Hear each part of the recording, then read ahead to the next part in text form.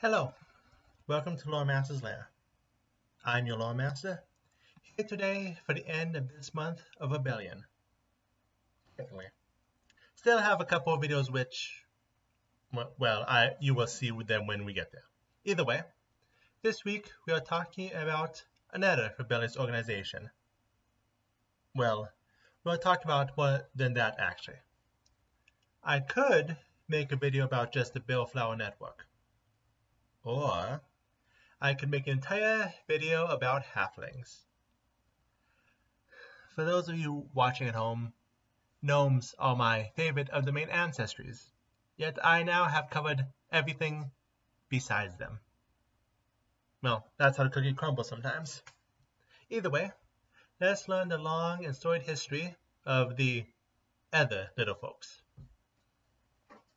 We only have scatterings when it comes to the history of halflings, which makes perfect sense. They are beings who live underfoot and under awareness. What we do know for sure is that many great human civilizations were built by the hands of halflings and upon their backs. Until more modern times, many great nations were built upon the corpses of slaves, and halflings with their optimism and love to work have led to them being one of the favorite slaves of many countries. True, they are not as strong as some creatures and therefore are not as often used as laborers, but when it comes to caretakers, entertainers, messengers, and the like, they're hard to beat. Though more cruel empires like Cheriax do still use them for backbreaking work. But going back to the beginning, unlike other races / ancestries, we have no history of where the halflings originated, just that they have existed besides humans since ancient Assyrian, and a little longer. But is there any evidence which connects halflings to the far distant past? Well, I think it is time for Side Tangent 1, the part of the show we dig into every little detail we can. Today's first is the Halfling Language. Now, I myself have an interest in linguistics, and on top of other side projects, I have done what I can to map the language evolution of Pathfinder languages in my spare time. I have too many hobbies. Either way, languages are not going to make a good video, but as a side tangent, we have some interesting things to say today. Halfling is a recent language, only being split from Taldan, or as it's more commonly known, Common, with the rise of Cheliax as an empire. It started as what is known as a pidgin, or a simpler form of a language, mixed in with various code / slang to make certain new words, and with some Vassalian thrown in. But one interesting fact about the Halfling language is its grammar. As opposed to that of Taldan or Vassalian, it actually follows the grammar rules of Aslantian. It is hard to pick up on, but it's something that someone who knows both languages can recognize. And no one knows why. The only guess is that the halfling potentially lived beside the Aslanti, though no evidence of such has obviously been found, and the grammar rules existed in their memory all these millennia later. Actually an interesting proposal. But now, with something interesting out of the way, let's go more basic. Halflings average about 3 feet tall with similar skin and eye color distribution to humans. They are incredibly proud of their hair, both the hair on their heads and on their ever bare feet. Again, if you are ever confused what a small creature is, remember that dwarves tend to have beards, halflings tend to have bare feet, and gnomes have eyebrows for days. Anyway, halflings are known for being agile, their bodies reacting quickly to a surprise situation, and their hands tending to be, we'll call it clinging.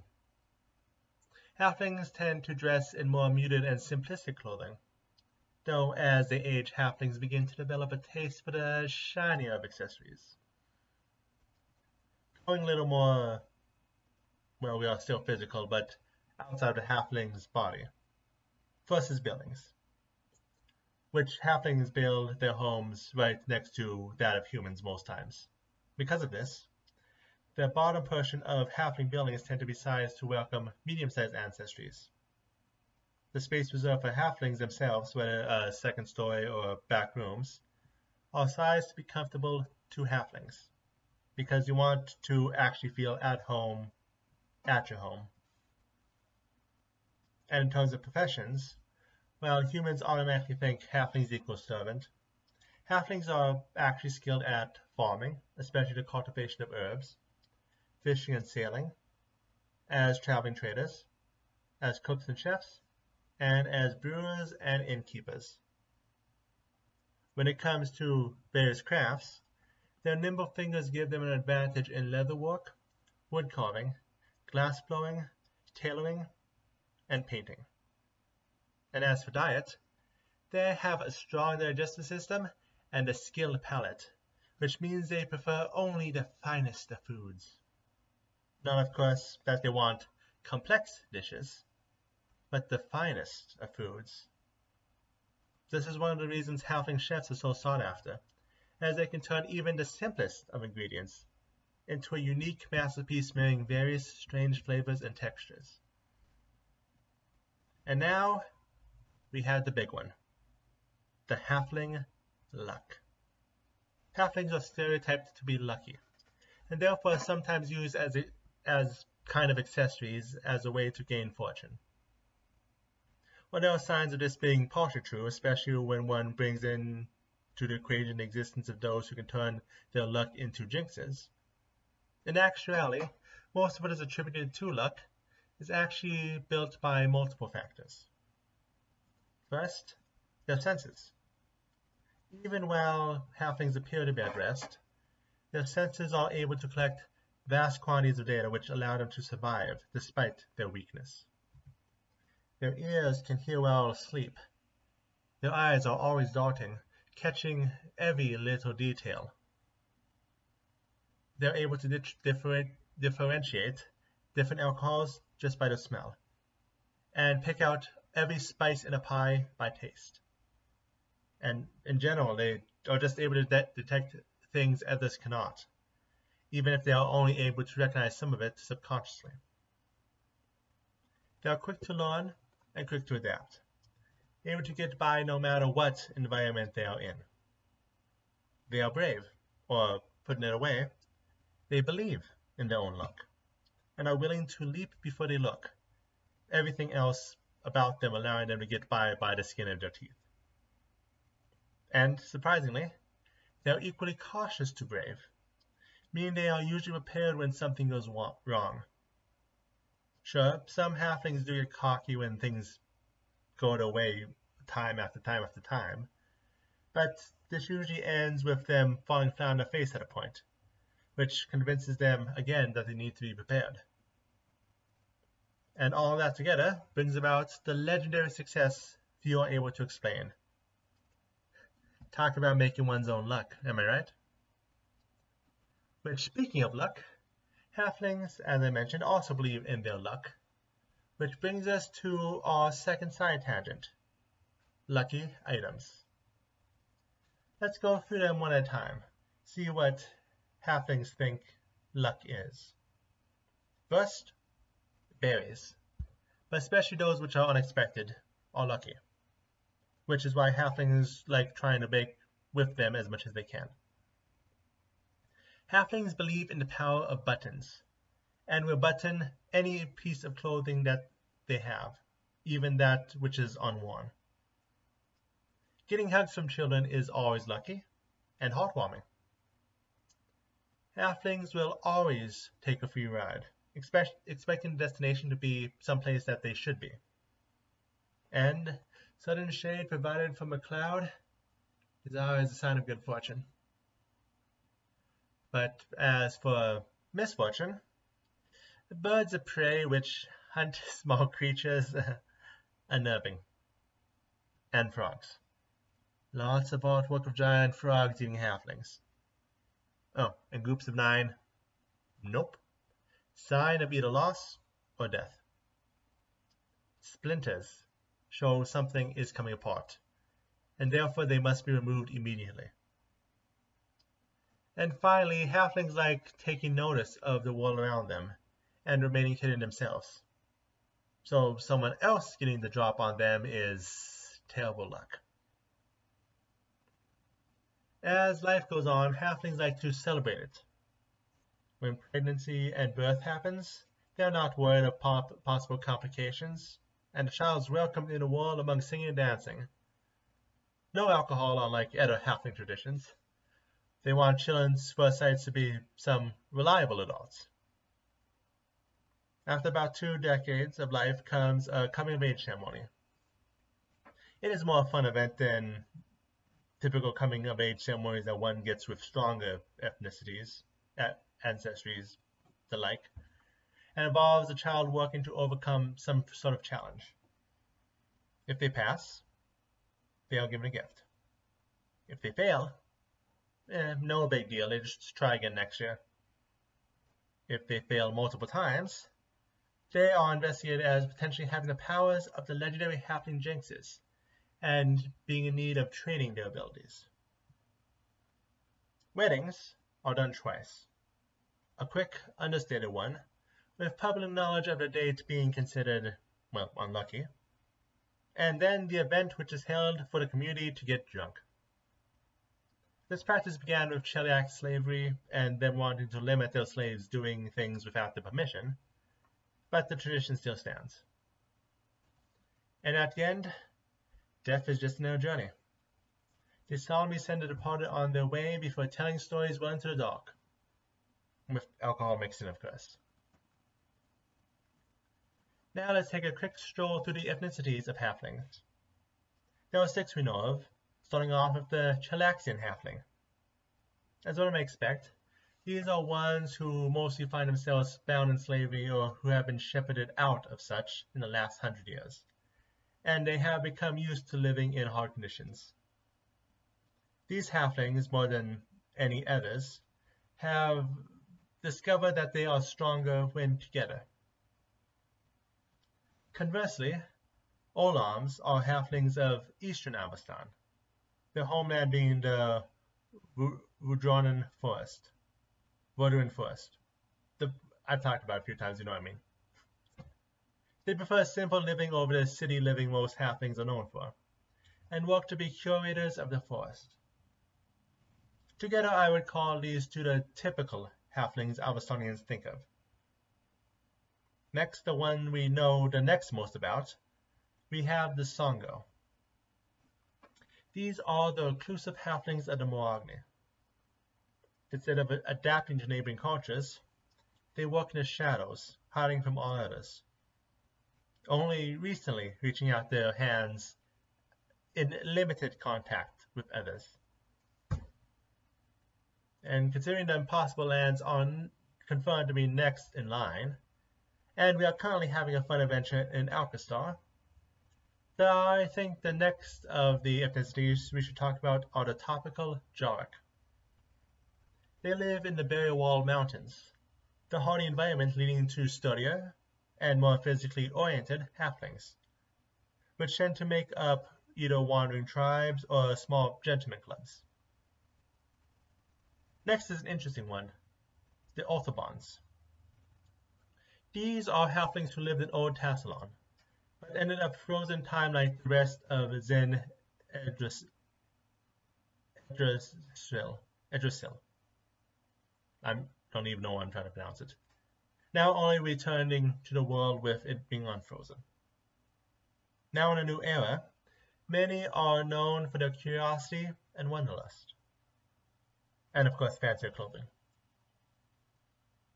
Finally, Mirini are originally from the region of Iobaria in Casmaron. After having their culture almost wiped out in the choking plague, they become anxious nomads who travel around eastern Avestan. Which, speaking of Iobaria, it's probably one that we will not be hearing more about for a while, and it is missing a bit of information. I would like to create a full country video on it, So let's go with it as side tangent number 3. Eobari is part of Casmaron, the section which stretches from the border with Aveston, specifically Brevoy and the Lake of the Mist and Veils, to the Mirius River. From the border with the crown of the world, down to Castrovin Sea. This area has always been sparsely populated, even during the Cyclopean Iowados Empire and Open Nigilgrad Empire. However, getting centralized power in the region for an extended period of time has always been a challenge, especially since there seems to be more plagues which pass through the region than typically found in most places. I believe last count was 55 over the last 2 to 3 millennia. So most people just live individually while city-states pretend there is any kind of unified government. The most popular species here is actually centaurs, with 3 ethnicities calling the region home. But this is also home to the ethnicity, it's a unique ethnicity of humans, and as mentioned before, the Merini Halflings. Though many of these have left their homelands to escape the twice-a-century average plagues. Speaking of a nation, let's look at where Halflings call home. There is no one unified Halfling homeland unlike with the Elves, Dwarfs, and Orcs. Let's instead go through all nations where they are found, and their relationship with those communities. First, positive relationships. Places which are against slavery tend to be welcoming. Absalom, Andoran, the River Kingdoms, Ravenel. In addition, the routes of Varisia have given Halflings plenty of room to build their own small communities. Places with heavy slavery like Cheliax, Nidal, and Isgar, on the other hand, being a Halfling there sucks. And then there are places that are a mixed bag. Katapesh and Kadira can be completely different to a Halfling depending on whether you enter as a slave or as a traveler. Morthune, which, while it did not abolish slavery, does have laws in place to allow Halflings to be emancipated upon certain steps being taken. Taldor still uses them as servants, with treatment of them varied by the household. The Marni can be kind to the locals, but are just as harsh to the outsiders.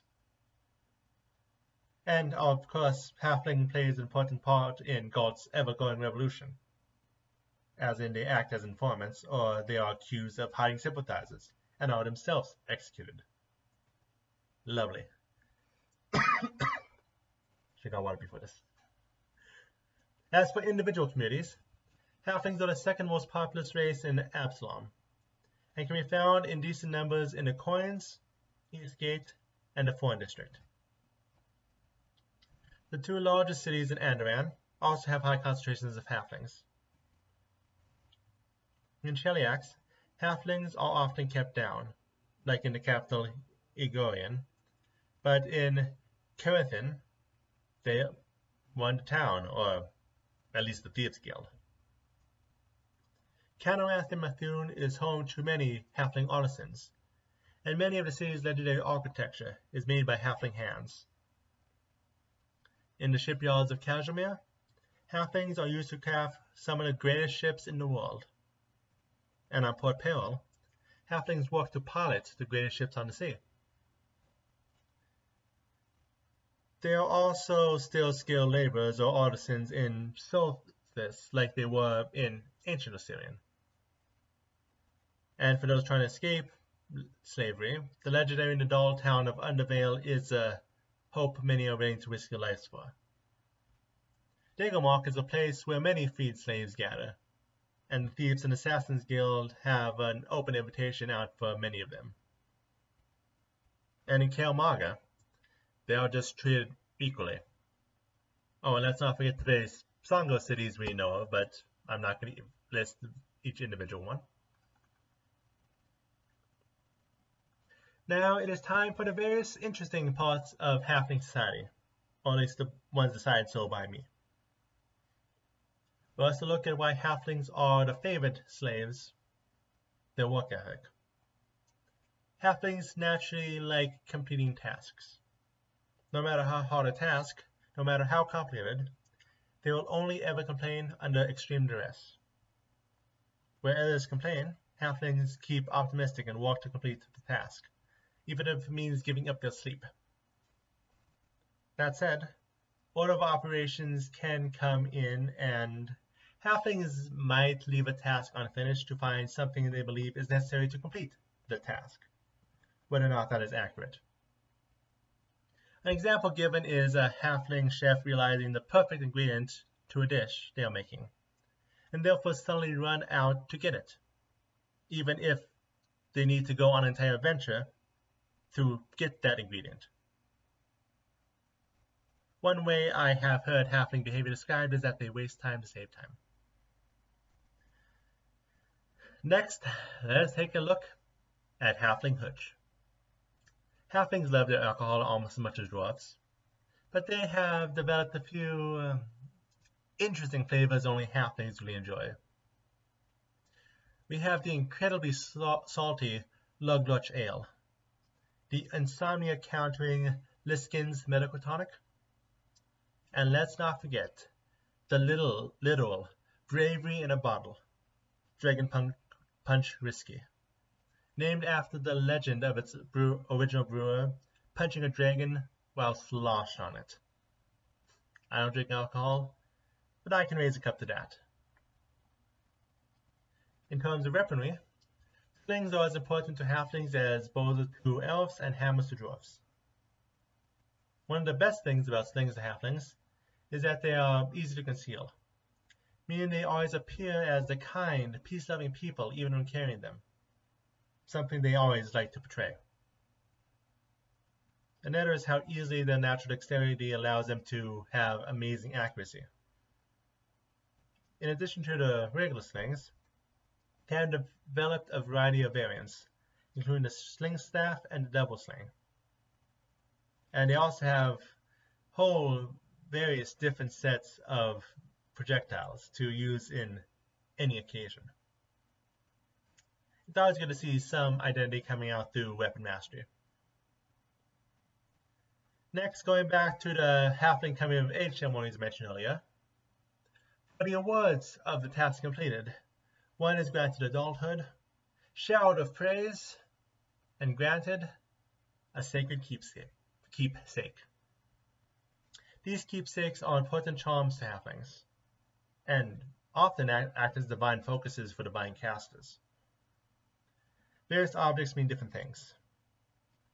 A black bead is given to one for beating an enemy through deception over strength. A blessed button comes from driving off a large-scale threat to a community without resorting to combat. If, on the other hand, strength is needed, a resilient spring will often be granted instead. A constable's nail is given when one brings in a criminal. Gaining strategic advantage over a stronger foe gives one a decisive game piece. Taking a large risk to achieve a goal gives one a half a deck. A small leather pouch is proof of bringing food to the hungry. Broken, jagged dice show one organize a group to benefit the community.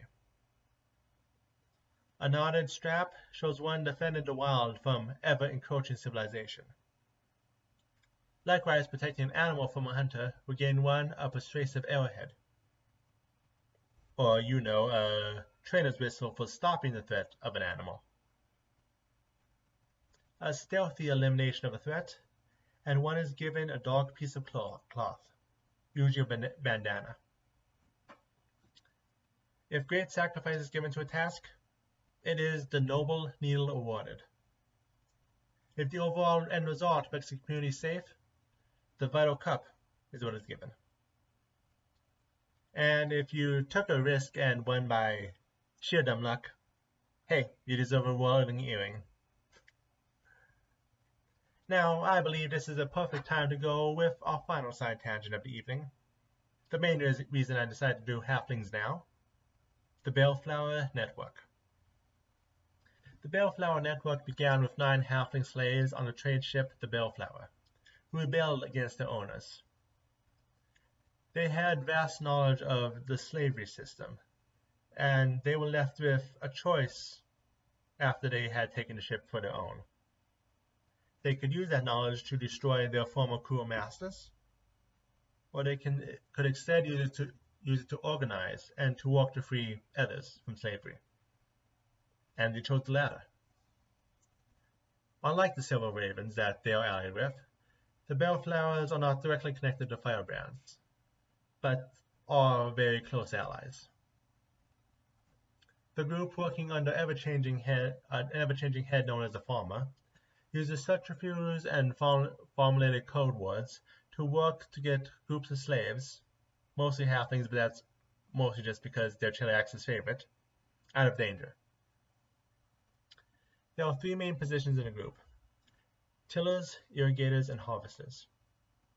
Tillers disguise themselves as other slaves and work to cultivate a crop of escapees, sacrificing their freedom for that of others. Irrigators are brought in when a slave owner is enough of a risk that it is not worth keeping them alive, and they work to grow the movement using their blood. And harvesters are those who take the crops on a long trip to safety, them being the ones slave hunters are the most on the watch for. Final topic before we end off. It's my video. We have to talk about religion. Halflings believe religion is a matter of community, choosing faith based on family rather than going crusader for their own faith. Though, of course, there are always examples of such. Halflings usually depict their deities in the form of halflings, though the only one of these known to appear as such by choice is Aristal. Popular deities include Abadar, being of halflings' own connections to city and trade, Iomade, as the justice to the injustice so many of their kind face, and Shaylin, for beautiful things which halflings love. And to even more popular deities, Aristal is the deity of family, and halflings tend to be big on families, so they're always a nice fit. Fenrir's kindness is highly regarded in halfling communities, and redheads are said to be blessed by her. And Desna, well, travel and luck. Any surprise? Likewise, Norgabur is popular among those who are more thieving and willing to lash out for their people's treatment.